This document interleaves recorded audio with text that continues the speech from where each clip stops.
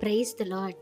ప్రభు అయిన యేసుక్రీస్తు నామమున మీ అందరికీ శుభములు తెలియపరుస్తున్నాను. రోజు ఏ విషయాల్లో మీరు దేవుని దగ్గర నుంచి ఆశీర్వాదాలు పొందలేకపోతా ఉన్నారో, మరి ఎంతమంది జవాబు వచ్చే వరకు ప్రార్థిస్తూ ఉన్నారండి?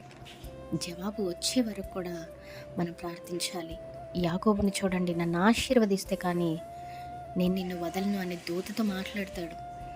అప్పుడు నేను నిన్ను ఆశీర్వదిస్తున్నాను అనేసి దూత చెప్తా ఉంది. మరి తను వదలలేదు. యాకోబులాగా మనం కూడా అటువంటి పట్టుదల కలిగి ప్రార్థించాలి, దేవుణ్ణి అడగాలి. అప్పుడు దేవుడు తప్పకుండా కూడా ఆశీర్వదిస్తాడు. అయితే ఎవరిని ఆశీర్వదిస్తాడు? ఎవరైతే దేవుని చిత్తానుసారమైన జీవితం జీవిస్తున్నారో, ఎవరైతే దేవునికి లోబడి బ్రతుకుతున్నారో, ఎవరైతే దేవునికి ఇష్టమైన రీతిగా ఉంటారో, ఎవరైతే దేవుని యందు విశ్వాసము నమ్మకము ఆయనను ప్రేమిస్తారో, మరి ఆయన కార్యాలు, అద్భుత కార్యాలు, సూచక క్రియలు నా పట్ల చేస్తాడు అనేసి నమ్ముతారో, అటువంటి వారిని దేవుడు తప్పకుండా బ్లెస్ చేస్తాడు.